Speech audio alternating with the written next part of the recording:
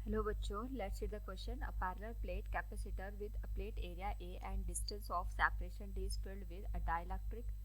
What is the capacity of the capacitor when permittivity of the dielectric varies as here we have given. The variation of epsilon x is epsilon naught plus kx for x is greater than 0 but less and equal to d by 2, and second is given as epsilon x equals epsilon naught plus k into d minus x for d by x is greater and equal to d by 2 but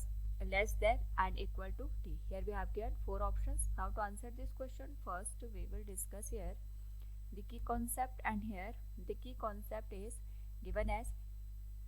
capacitance of parallel plate capacitor, which is given as epsilon naught into a into k divided by d.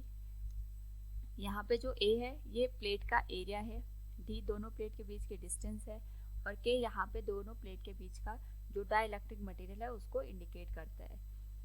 उसकी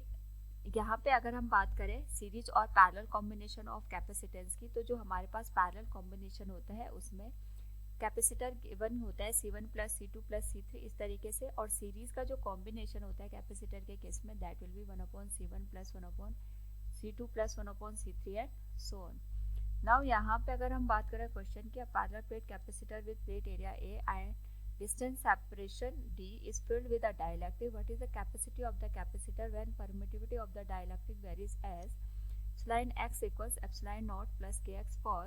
x is greater than 0 but x is less and equal to d by 2. Similarly यहाँ पे हमारे पास एक relation दे रखा है. यहाँ पे basically question में हमारे पास एक पैरेलल प्लेट कैपेसिटर इस तरीके से है और इसमें हमने एक डाइलेक्ट्रिक को फिल कर रखा है, लेकिन जो डाइलेक्ट्रिक है वो यूनिफॉर्म नहीं है. इसकी जो यहाँ पे डाइलेक्ट्रिक कांस्टेंट की वैल्यू है वो डिस्टेंस के साथ साथ यहाँ पे वेरी कर रही है, और इस तरीके से कि सपोज ये डिस्टेंस इनके बीच की d है और यहाँ पे जस्ट मिडिल में अगर मैं डिस्टेंस को d by 2 कंसिडर करूँ तो हमारे पास जो डाइलेक्ट्रिक मटेरियल है वो यहाँ पे अगर मैं इसको रेफरेंस मानूँ 0 से लेके d by 2 तक इस तरीके से वेरी कर रही है epsilon naught plus K x, और यहाँ से लेके यहाँ तक हमारे पास जो वेरिएशन हो रहा है वो epsilon naught plus K into D minus x के फॉर्म में हो रहा है. यानी मैं यहाँ पे अगर इस कैपेसिटर को कंसिडर करूँ तो मैं यहाँ पे इस तरीके से इसको रिड्रॉ कर सकती हूँ. यहाँ पे हमारे पास इन दोनों प्लेट के बीच की डिस्टेंस आ गई d, और यहाँ पे हम इसको जस्ट मिडिल पॉइंट कंसिडर कर रहे हैं और ये डिस्टेंस आ जाएगी हमारे पास यहाँ पे d by 2 के बराबर. तो हमारे पास यहाँ पे एक कैपेसिटर ये बन गया और दूसरा कैपेसिटर ये बन गया. यानी हम ये मान के चल सकते हैं कि ये जो पूरा हमने कैपेसिटर कंसिडर किया है ये दो कैपेसिटर का यहाँ पे कॉम्बिनेशन है. एक में तो हमारे पास जो डिस्टेंस है अगर मैं इसको रेफरेंस मान लूँ, ये लेंथ हमारे पास 0 से लेके d by 2 तक वेरी कर रही है, दूसरी d by 2 से d तक हमारे पास यहाँ पे वेरिएशन हमें देखने को मिल रहा है. तो यहाँ पे क्योंकि हम मान रहे हैं एक कैपेसिटर ये हो गया, दूसरा कैपेसिटर हमारे पास इसी के साथ सीरीज में कनेक्ट है. अगर इसकी वैल्यू मैं C1 मान रही हूँ तो इसकी वैल्यू C2 हो जाएगी. तो इसके करस्पॉन्डिंग जो इक्विवेलेंट कैपेसिटेंस बनेगा that will be given as 1/C1 plus 1/C2. Now यहाँ पे अब हम जो कैपेसिटर हमारे पास बना है उन दोनों की जो वैल्यू होती है उसको अलग अलग कैलकुलेट करते हैं. सपोज ये C1 है, ये जो लेंथ है इसके हमने रेफरेंस कंसिडर कर लिया, और यहाँ पे जो हमारे पास टोटल डिस्टेंस है इसको हम d by 2 कंसिडर कर लेते हैं. यहाँ पे हम एक स्मॉल सी जो डिस्टेंस है x पे dx कंसिडर कर लेते हैं कि हमारे पास dx हमने थिकनेस का डाइलेक्ट्रिक कांस्टेंट कंसिडर किया है, और 0 से लेके हमारे पास जो ये हमने कंसिडरेशन किया है वो x डिस्टेंस पे सिचुएटेड है, क्योंकि हमारे पास जो डाइलेक्ट्रिक कांस्टेंट है वो लेंथ के साथ वेरी कर रहा है. इसलिए हम यहाँ पे इंटीग्रेशन के मेथड का यूज करके ये पता करते हैं कि 0 से लेके जब हम d by 2 तक जाएंगे तो हमारे पास जो कैपेसिटर की वैल्यू है वो किस तरीके से चेंज होगी. इसको फाइंड आउट करने के लिए हम यहाँ पे एक स्मॉल स्ट्रिप को कंसिडर करते हैं जिसकी थिकनेस dx है and it is kept at a distance of x from the left hand, जिसको हमने यहाँ पे रेफरेंस माना है. तो इसके लिए हम ये मान लेते हैं कि ये जो छोटा सा पोर्शन हमने कंसिडर किया है इसका जो यहाँ पे कैपेसिटेंस है that will be given as d into C1, और हमें पता है कि जैसे हम c की वैल्यू लिखते हैं epsilon not into a into के डिवाइडेड बाई d, उसी के करस्पॉन्डिंग इस थिकनेस के करस्पॉन्डिंग अगर हम कैपेसिटेंस की वैल्यू लिखेंगे that will be given as 0 से लेके हमारे पास यहाँ पे जो d by 2 है उस तक जो डाइलेक्ट्रिक कांस्टेंट की वैल्यू वेरी करिए that is epsilon naught plus K X के बराबर. So this will be given as epsilon naught plus K into X. ये तो हमारे पास डाइलेक्ट्रिक कांस्टेंट की वैल्यू आ गई. एरिया तो हमारे पास सेम बनेगा that will be a, divided by जो हमारे पास यहाँ पे दोनों प्लेट के बीच की डिस्टेंस है उसको हम dx के बराबर कंसिडर करेंगे, क्योंकि हमें यहाँ पे नेट कैपेसिटेंस की वैल्यू निकालनी है, यानी 1/C1 प्लस 1/C2। तो हम सबसे पहले यहाँ पे C1 की वैल्यू कैलकुलेट करते हैं, दोनों साइड का रेसिप्रोकल करके इसको इंटीग्रेट करेंगे तो हमारे पास यहाँ पे C1 की वैल्यू हमें मिल जाएगी। This will be given as 1/dC1, और यहाँ पे हमारे पास जो वैल्यू आएगी इसका जो इंटीग्रेशन होगा दिस विल बी फ्रॉम, इसको हम इस तरीके से लिखेंगे dx divided by epsilon naught plus kx into a, जो लिमिट वेरी करेगी क्योंकि हम 0 से लेके d/2 तक यहाँ पे जो डाइलेक्ट्रिक कांस्टेंट है उसको वेरी करें, तो हमारे पास जो लोअर लिमिट आएगी वो 0 आएगी और अपर लिमिट यहाँ पे d/2 के बराबर आ जाएगी। अगर हम इसका इंटीग्रेशन करेंगे यहाँ पे तो दिस विल बी 1/C1, ये सिंपली 1/C1 के बराबर आ जाएगा। अगर हम यहाँ पे dx divided by epsilon naught plus kx into a इसका इंटीग्रेशन करें तो 1/a हमारे पास कांस्टेंट है, इसको हम इंटीग्रेशन से बाहर ले लेते हैं। This will be very from 0 से लेके d/2, एंड ये आ जाएगा dx divided by epsilon naught plus k into x। ये हमारे पास यहाँ पे फॉर्मूला बन रहा है, और यहाँ पे हम इसका इंटीग्रेशन करेंगे तो 1/एप्सिलॉन नॉट प्लस kx, इसको अदर वेरिएबल t में हम कन्वर्ट करके इसका इंटीग्रेशन करेंगे तो 1/t का हमारे पास, या 1/x का जो इंटीग्रेशन होता है वो ln x के बराबर होता है, log x के बराबर होता है एट बेस e। तो इसी तरीके से अगर हम इस होल वैल्यू का इंटीग्रेशन करेंगे तो हम डायरेक्ट वैल्यू यहाँ पे लिख सकते हैं। This will be given as 1/C1 equals 1/a, and this could be written as integration के फॉर्म में, ये आ जाएगा हमारे पास ln epsilon naught plus kx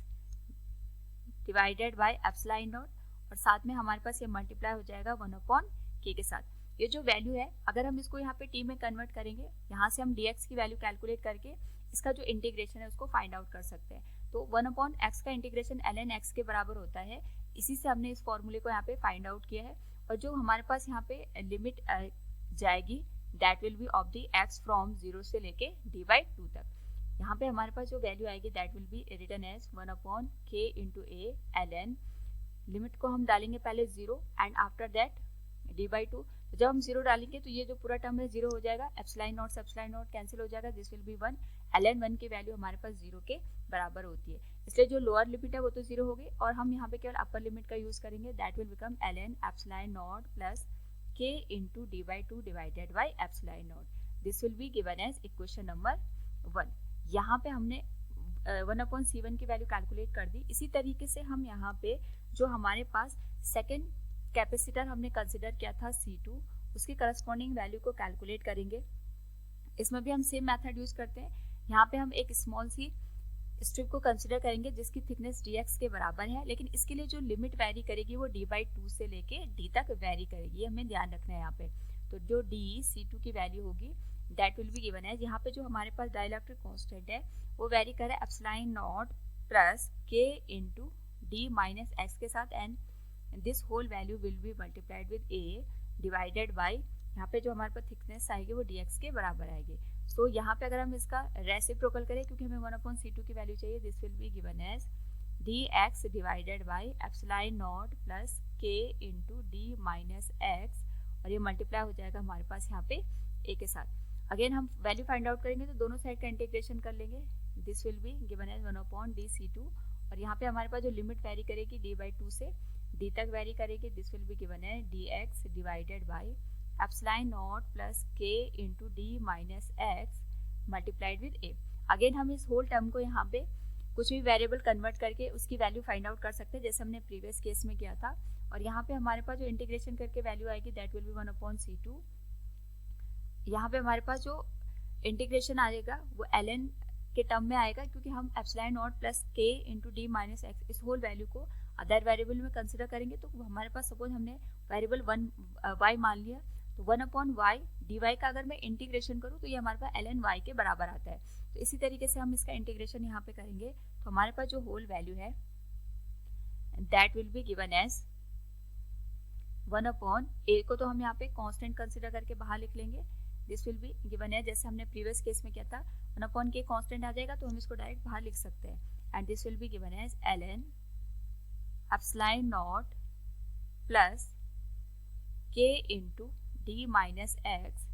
divided by epsilon naught, और लिमिट वेरी करेगी हमारे पास d/2 से लेके डी तक। नाउ यहाँ पे अगर हम अपर लिमिट डालेंगे, अगेन जैसे हमने पहले केस में किया था, अपर लिमिट डालेंगे डी, तो D minus D, this will become zero, ये पूरा टर्म जीरो बन जाएगा, एप्सिलॉन नॉट से एप्सिलॉन नॉट कैंसिल हो जाएगा, 1 आ जाएगा, ln 1 की वैल्यू हमारे पास यहाँ पे जीरो के बराबर आ जाएगी। सो इस वाले केस को हम यहाँ पे कंसिडर नहीं करेंगे, केवल हमारे पास वैल्यू आ जाएगी दैट विल बी d/2। तो जो 1/c2 की वैल्यू है, अगर हम इसको देखें, this will be given as 1/a into k ln into epsilon naught plus k into d minus d/2, this will become d/2 divided by epsilon naught, this will be equation number 2। और अगर हम equation 1 और 2 को consider करें तो हमारे पास 1/c1 की जो वैल्यू है that is equal to 1/c2। c1 और c2 की वैल्यू यहाँ पे हमारे पास इक्वल है, तो we can write 1/c equivalent की वैल्यू आ जाएगी 1/c1 प्लस 1/c2। 1/c1 और 1/c2 की जो वैल्यू है वो इक्वल है, तो हम इसको लिख सकते हैं 2 डिवाइडेड बाई, या तो c1 के टर्म में वैल्यू लिख लें या तो c2 के टर्म में, तो इक्विवेलेंट हमारे पास जो कैपेसिटेंस बनेगा that will B c1/2। Now c1 की वैल्यू अगर हम पुट कर दें यहाँ पे, तो हमारे पास जो वैल्यू बनेगी that will be given as k into a divided by 2 into ln, और वैल्यू आ जाएगी epsilon naught plus k into d/2 divided by epsilon naught. ये d/2 का जो 2 है ये हमारे पास डिनोमिनेटर में मल्टीप्लाई हो जाएगा, तो जो इक्विवेलेंट कैपेसिटेंस बनेगा इसको हम लिख सकते हैं k into a divided by 2 into ln, this will be given as 2 epsilon naught plus k into d divided by 2 epsilon naught, this will be the final answer. अगर हम यहाँ पे ऑप्शंस के साथ देखें तो हम कह सकते हैं हमारे पास k into a divided by 2 ln 2 epsilon naught plus kd divided by 2 epsilon naught, this will be the right answer. Hope all you understood it. Thank you and best of luck.